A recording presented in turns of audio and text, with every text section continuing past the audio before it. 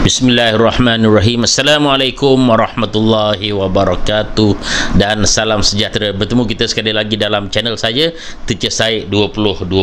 Hari ini kita membicarakan tentang penguasaan bahasa Inggeris di kalangan murid-murid Malaysia.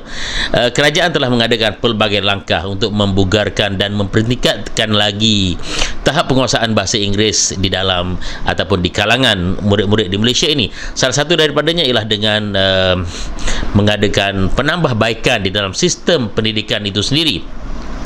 Dan hari ini kita akan membicarakan tentang satu lagi langkah yang diadakan oleh kerajaan demi menjadikan tahap penguasaan bahasa Inggeris di kalangan murid-murid di Malaysia ini sampai ke tahap antarabangsa. Semoga golongan ini atau golongan murid-murid Malaysia ini menjadi satu golongan communicators ataupun golongan mereka yang boleh berkomunikasi dalam bahasa Inggeris dengan baik, yang kemudiannya boleh dibekalkan di pelbagai sektor pekerjaan ataupun untuk melanjutkan pelajaran ke peringkat yang lebih tinggi. Hari ini kita membicarakan tentang pengenalan kepada sistem CEFR. CEFR yang merujuk kepada Common European Framework of Reference. Common European Framework of Reference. Apakah itu CEFR ataupun Common European Framework of Reference ini? Ia merujuk kepada satu sistem rujukan tahap penguasaan bahasa Inggeris seseorang individu. Di dalam sistem CEFR ini, seseorang individu itu boleh dinilai dengan 3 tahap, iaitu A, B dan C. A paling rendah, B sederhana dan C paling tinggi. Dan di setiap tahap ini, A, B, C ini dipecahkan pula kepada 2, iaitu tinggi dan rendah, high and low, ataupun kalau ikut nombornya 1 dan 2. Jadi semua sekali dia ada A1 paling rendah, kemudian A2, B1, B2, C1 dan C2. Jadi daripada 3 ini dipecahkan pula menjadi 6, di mana A1 adalah tahap paling rendah dan C2 adalah tahap yang paling tinggi. Untuk setiap tahap itu dia ada penerangan yang khusus untuk kita letakkan seorang individu itu di dalam tahap-tahap yang tertentu. Pada setiap tahap ini, seseorang individu itu akan dinilai berdasarkan apa yang dia boleh buat. Apa yang dia boleh buat melalui 4 kemahiran bahasa, iaitu mendengar, bercakap atau bertutur, menulis dan membaca. Dia berdasarkan apa yang murid itu boleh buat. Dan sekarang kita akan lihat apakah isi kandungan setiap level atau setiap tahap dalam CEFR ini, bermula daripada A1 sehingga C2. Okay, for level A1 is for basic user, can understand and use familiar everyday expressions and very basic phrases aimed at the satisfaction of needs of a concrete type, can introduce him or herself and others, and can ask and answer questions about personal details such as where he or she lives, people he or she knows, and things he or she has. Can interact in a simple way, provided the other person talks slowly and clearly and is prepared to help. Level A2, also basic user, can understand sentences and frequently use expressions related to areas of most immediate relevance. For example, very basic personal and family information, shopping, local geography, employment. Can communicate in simple and routine tasks, requiring a simple and direct exchange of information on familiar and routine matters. Can describe in simple terms aspects of his or her background, immediate environment, and matters in areas of immediate need. Okay, we go to B1. B1 is independent user, can understand the main points of clear standard input on familiar matters regularly encountered in work, school, leisure, and etc. Can deal with most situations likely to arise while traveling in an area where the language is spoken. Can produce simple connected text on topics which are familiar or of personal interest.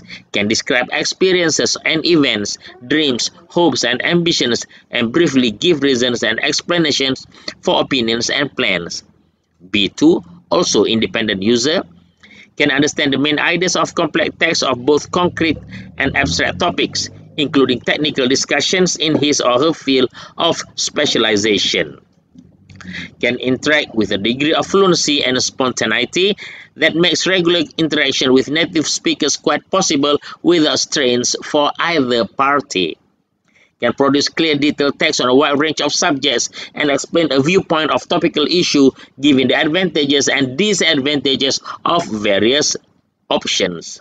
We go to C1, proficient user, can understand a wide range of demanding longer text and recognize implicit meaning, can express him or herself fluently and spontaneously without much obvious searching for expressions, can use language flexibly and effectively for social, academic, and professional purposes, can produce clear, well-structured, detailed text on complex subjects, showing controlled use of organizational patterns, connectors, and cohesive devices. And finally, C2, can understand with ease virtually everything heard or read, can summarize information from different spoken and written sources, reconstructing arguments and accounts in a coherent presentation, can express him or herself spontaneously, very fluently, and precisely, differentiating finer shades of meaning even in more complex situations. Okey, demikianlah penerangan bagi setiap tahap di dalam CEFR ini, bermula daripada tahap yang paling rendah A1 sehinggalah tahap yang paling tinggi iaitu C2. Dan saya akan pilih 3 daripada 6 tahap ini untuk huraian. Kita akan lihat A1, B1 dan C1. Okey, bagi tahap A1 ini, seseorang itu boleh menghasilkan ungkapan seharian yang sangat asas. Dia boleh memperkenalkan diri ataupun menyatakan tentang biodata diri, contohnya my name is, ataupun I am 7 years old, contohnya. Dia boleh menjawab soalan mengenai peribadi, mengenai diri sendiri, contohnya where do you live, dia boleh jawab. Do you have a sister, dia boleh jawab yes I do, ataupun do you have a brother. Okey, dia boleh bertutur jika yang bertanya itu bertanya secara perlahan dan jelas serta sekali-sekala memberi bantuan. Itu tahap A1. Okey, untuk tahap A2,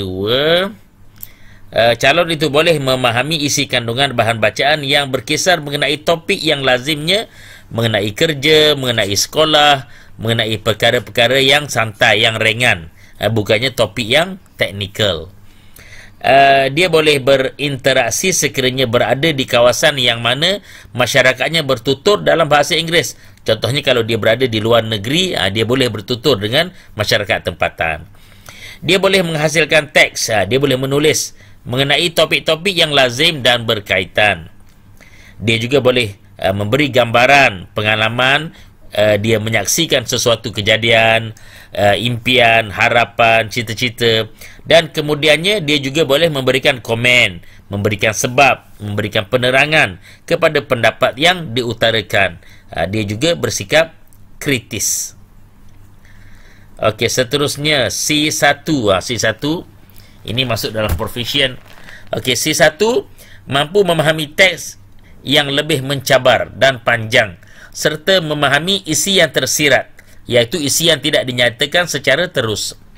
Dia boleh menyuarakan pendapat secara fasih dan spontan tanpa perlu berusaha mencari ungkapan yang sesuai. Boleh menyesuaikan laras bahasa sama ada untuk tujuan sosial, akademik maupun profesional. Dia mampu menghasilkan teks yang jelas, dia boleh menulis dengan jelas dan tersusun. Dia mampu menghasilkan teks yang jelas dan tersusun dan berkisar mengenai topik yang lebih kompleks. Dan akhirnya dia boleh menyusun atau teks dengan tertib dengan menggunakan pelbagai penanda wacana. Persoalannya sekarang, bagaimanakah CEFR menyumbang ke arah penambahbaikan pengajaran dan pembelajaran bahasa Inggeris?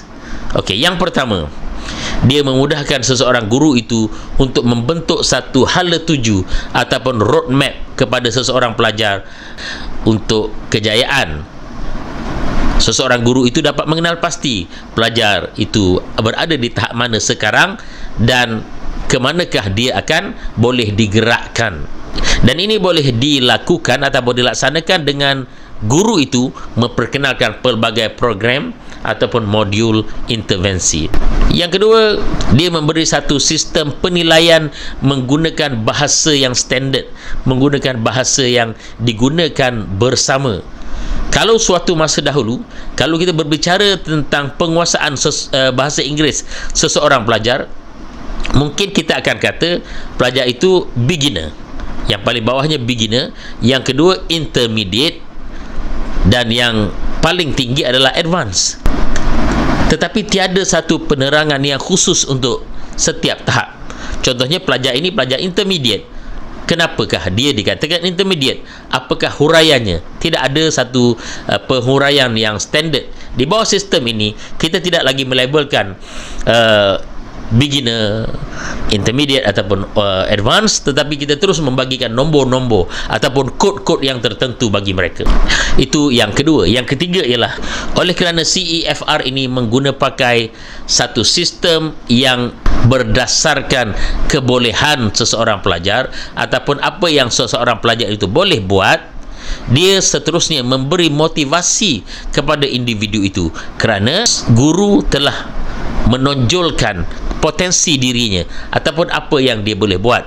Dengan cara ini, dia sendiri boleh melihat potensi dirinya dan dia boleh melihat potensi kemajuannya. Bagaimana pula dengan sasaran kita? Sejauh manakah kita ingin murid-murid kita capai? Pelajar-pelajar sekalian, kalau pelajar tengok buku teks yang ada di hadapan buku teks itu, pada kulit buku teks itu ada tertera kod B1 dengan jelas. Itulah sasaran untuk tingkatan 3. Untuk tingkatan 3, sasaran kita adalah B1. Bagaimana dengan tingkatan 4 dan tingkatan 5? Mungkin untuk tingkatan 4 dan tingkatan 5 kita mensasarkan yang lebih tinggi lah, iaitu mungkin P2 ataupun boleh sampai ke tahap C1. InsyaAllah, kalau sistem ini diguna pakai dengan sepenuhnya, dia akan mengubah cara kita membuat penilaian. Contohnya, kalau seorang guru itu ditanya oleh ibu ataupun bapa, bagaimanakah penguasaan bahasa Inggeris anak saya? Kalau dahulu kita mungkin menerangkan dalam bentuk ayat. Okey, dia sebenarnya sederhana, boleh bercakap, tetapi kadang-kadang percakapan dia tidak berapa lancar, dia hanya boleh menyebut beberapa simple words atau perkataan-perkataan yang mudah. Jadi di bawah penilaian CEFR ini, kita terus merujuk kepada CEFR. Contohnya perbualan dia, anak puan sebenarnya masih lagi berada di tahap A2, tetapi saya rasa kalau dia berusaha lebih kuat lagi, mungkin di hujung tahun ni dia akan berada di B1, dan mungkin tahun depan, setahun seterusnya dia akan berada di B2. Itu contohnya lah. Contohnya kita terus bermain dengan istilah-istilah ataupun kod-kod di dalam CEFR ini. Itu salah satu daripada perbezaan CEFR dengan sistem yang lama. Apa-apa pun diharapkan kehadiran CEFR di dalam sistem pendidikan bahasa Inggeris negara kita ini akan membugarkan lagi minat kita untuk menguasai bahasa Inggeris, akan mempertingkatkan lagi mutu pengajaran dan pembelajaran bahasa Inggeris, dan seterusnya mempertingkatkan tahap penguasaan bahasa Inggeris di kalangan murid-murid kita. Dan penerangan ini adalah penerangan yang agak santai, penerangan yang lebih detail, lebih kemas, lebih tersusun, boleh kita dapati daripada sumber-sumber yang lain. Terima kasih kerana mendengar. Terima kasih kerana menonton video ini. Ingat, jangan takut jika bergerak perlahan, tetapi takutlah jika tidak bergerak. Do not be afraid of moving slow, but be afraid of standing still. Perjalanan yang jauh bermula dengan langkah yang pertama. The journey of 1,000 miles begins with a single step. Sekian sahaja daripada saya. Wabillahi taufiq wal hidayah. Wassalamualaikum warahmatullahi wabarakatuh.